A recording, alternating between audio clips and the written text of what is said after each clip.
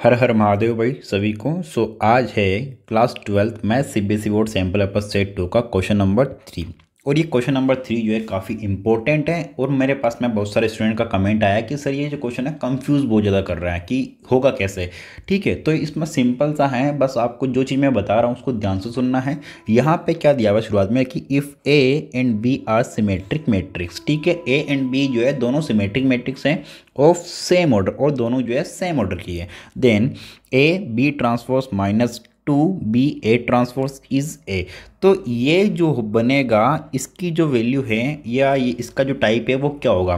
Skew symmetric matrix होगा, symmetric matrix होगा, या neither symmetric matrix nor skew symmetric matrix, या नल मैट्रिक्स। तो इन चारों ऑप्शन में से अपने को बताना कि कौन सा जो ऑप्शन है वो इसके लिए फिट बैठेगा। किसके लिए? इसके लिए। अब देखो यहाँ पे सबसे पहले एक वर्ड आया है सिमेट्रिक मैट्रिक्स।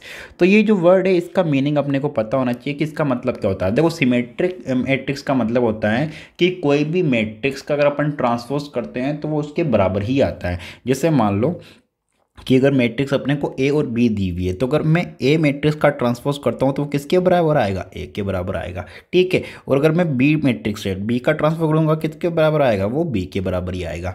ठीक है, तो ये हो गया अपने पास में कि सबसे पहले तो अपने पास में चीज़ ये आ गई कि A matrix A transpose is equal to A हो जाएगा, B transpose is equal to B हो जाएगा। ठीक है, तो अब अपने को इसका बताना है, तो इसको लिख लेते हैं अपन A B transpose minus two B A transpose. ठीक है, इज ए, तो ये क्या है ये बताना है।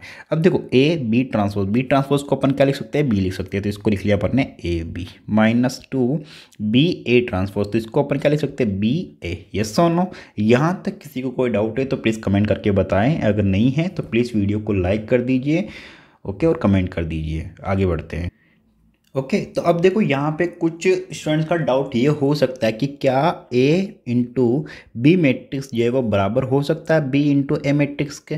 तो ये ऐसा जरूरी नहीं है कि ए इंटू बी मैट्रिक्स जो है वो बी इंटू ए मैट्रिक्स से बराबर हो। ये तब पॉसिबल होता है जब ए एंड बी जो है दोनों एक दूसरे के इन्वर्स हो। ठीक है, तभी ऐसा पॉसिबल होता है। अगर ए और बी एक दूसरे के इन्वर्स हो तो उस केस के अंदर ए इंटू बी मैट्रिक्स जो है वो बी इंटू ए मैट्रिक्स के बराबर होगा, अदरवाइज नहीं होगा।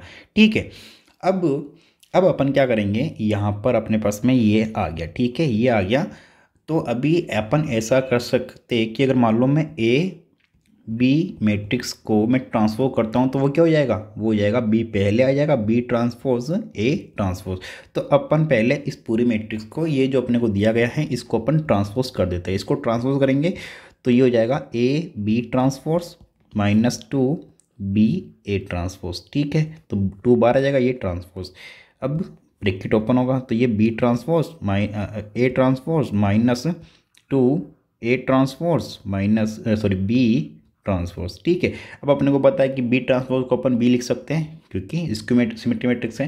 अब अपन इसको नेक्स्ट पेज पे कर, सो अकॉर्डिंग टू दैट अपन इसको लिख सकते हैं B A minus two A B. ठीक है, ये आ गए अपने पास में इसको ट्रांसपोज करने के बाद में। कौन सी मैट्रिक्स को ट्रांसपोज करने के बाद में? A B minus two B A. इस मैट्रिक्स को अगर अपन ने ट्रांसपोज किया तो इसका ट्रांसपोज आ गया ये। ठीक है, अब यहाँ पर देखो कि क्या इन दोनों मैट्रिक्स के अंदर कुछ सिमिलर है। तो देख पा रहे अपन कि यहाँ पे कुछ भी जो है वो सिमिलर नहीं है, बिल्कुल भी कुछ सिमिलर यहाँ पे नहीं दिखाई दे रहा है। सो इन दोनों को अपन कंपेयर करने के बाद में देख रहे हैं कि यहाँ पे ना तो A is equal to A transpose की सिचुएशन बन रही है और ना ही जो है A is equal to minus A की सिचुएशन बन रही है। दोनों ही सिचुएशन जो है यहाँ पे नहीं बन रही है। ओके, तो ना तो एक का ट्रांसपोज आ रहा है और ना जो है ये दोनों में से कोई भी सिचुएशन जो है यहाँ पे नहीं हो रही है। दोनों ही सिचुएशन नहीं है, इसका मतलब जो है ये दोनों ये ना तो इसको सिमेट्रिक मैट्रिक्स हैं और ना जो है ये सिमेट्रिक मैट्रिक्स हैं। ठीक है, दोनों ही नहीं है। तो अब अपन चलते हैं ऑप्शन पे। अब देखो ऐसा तो अपन बोल नहीं सकते कि ये मैट्रिक्स नहीं है। ठीक है, मैट्रिक्स तो अपन नहीं बोल सकते कि सेम ऑर्डर का। तो नल मैट्रिक्स वाला जो ऑप्शन है डी ऑप्शन, वो तो पहले ही एलिमिनेट हो जाता है।